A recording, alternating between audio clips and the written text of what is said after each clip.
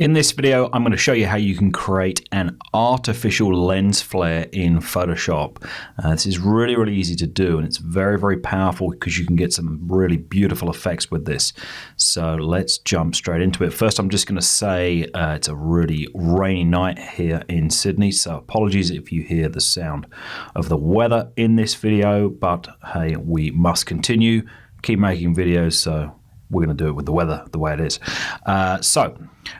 I'm going to work on this picture of June and Newt from Appleseed, and what you can see already is I've actually got some flaring already. Now this is actually straight out of the camera, so this flaring was done by me shining a blue LED light into the lens, which is what's created this blue flaring. It's actually made it look a little bit artificial, so I'm going to do some more work over the top of this to bring this up and give this a really nice tone. Now I've already done a bunch of other work on this image. I've color graded it, sharpened it, all sorts of things.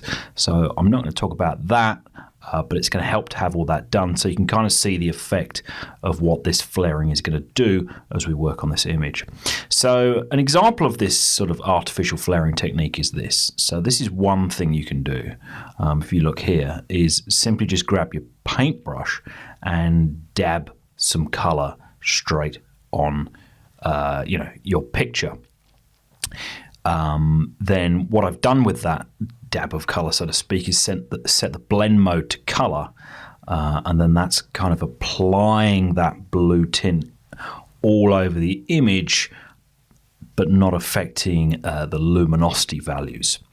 So that's one way you can do it, and I'm going to show you another way you can do it. So what I actually want to do is get a kind of pink flaring as well, which will accentuate these kind of pinker tones in the middle of the light here that I had in the background. So let me show you how you'd set this up. So if I come down here, get a new layer, and then I can just grab a pink color like this. I'm going to make it a little bit lighter. Get the paintbrush.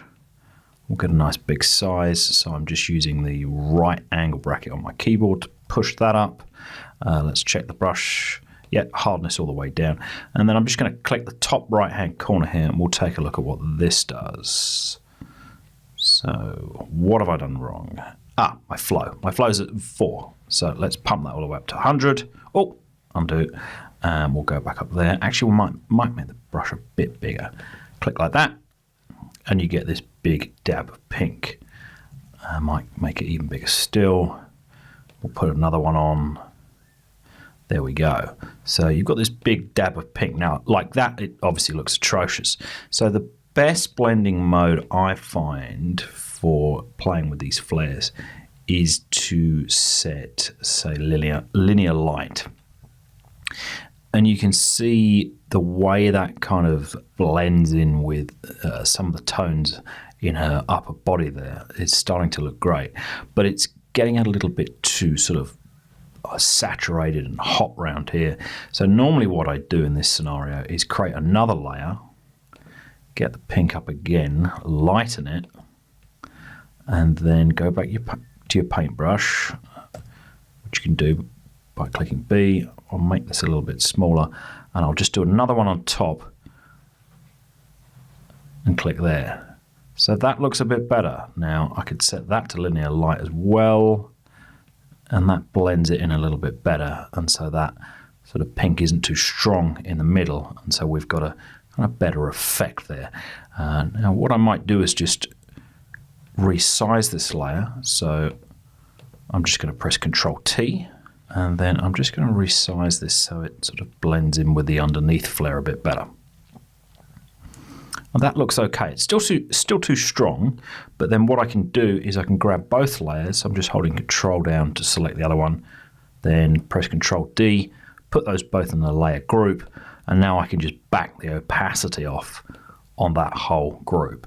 And that's kind of the thing you can do with just a couple of dabs of paint and that linear light blending mode. So that's one way to do it. Now, the other way that I more frequently use is to actually do this with a gradient fill, because you can kind of do this all in one step and have a lot more control, because now I've got kind of 2 layers with these blending modes. You know, they've got different colors. If you want to sort of tweak them, it's a little bit difficult with them both being on separate layers. So I'm going to hide that layer, and then I'm going to come down to adjustment layers here, and I'm going to select gradient, not gradient map, gradient, so just a normal vanilla gradient. Then in your gradient dialog here, you're going to want to select radial, and I'm not going to play with the gradient yet. We're just going to get it on screen. The important bit here is to uncheck align with layer, and then what you can do is you can just drag this anywhere you like on the screen. So I can drag that all the way up there, kind of the same spot we had before, and this is where I'm going to start working on this gradient. So I'll click OK, and we'll get this shot back in view, fit on screen. You can see it's a similar kind of thing. So if I turn that off, turn the other one off, obviously the other one's more saturated. This one is less saturated, but I'm losing that kind of spill of pink into her upper shoulder there. But now this is a gradient, I've got all sorts of control over it. So I can go in and set the blending mode of the gradient to linear light again. So now that's giving more of a similar effect. But if I want to control the size of it, I can just come in the gradient now, open this back up. The size is here, so I can increase the scale of it just with this control and make this smaller or larger. So I've made this a bit bigger so it spreads more over her back, but I'm still going to get some control over that by editing the gradient itself. So with the gradient, you've got 2 parts. You've got the color down the bottom, or the color steps, and then the opacity steps up the top. Now, you can always control the opacity of an adjustment layer with the opacity of the layer, but you never will need to do that because you've got very, very fine control over the opacity in here in the gradient. So if I don't like how much color there is in this, I can just grab the opacity here and back it off. So if I bring this up here, you can see that backs it away off of her back and just pulls it back up into the corner. Equally, if I think it's too bright up the top, I can get that starting point. So that end of the gradient is going to be where this sort of flaring starts. And then I can just grab the opacity for that end and dial that down as well. But then what you've also got is the individual color controls. So this is the same color throughout. So the only thing we're changing at the moment is the opacity. We're going from an 81 kind of % opacity down to a 0% opacity round about there. What you might want to do is say add another color in. So I might change the color right at the start of the gradient and make that a bit lighter, just so it seems like that this flare is kind of brighter at the source. Then I can drag that second one around and then control where that flares out. So this kind of gives you that same level of control that I had with the 2 layers that I showed you before. So this is a really, really great way to do this. And again, if I want to push the gradient out, I can just drag that opacity out so it starts spilling over here. And I've got very, very fine control over it. So that's how you can do this with a gradient adjustment layer.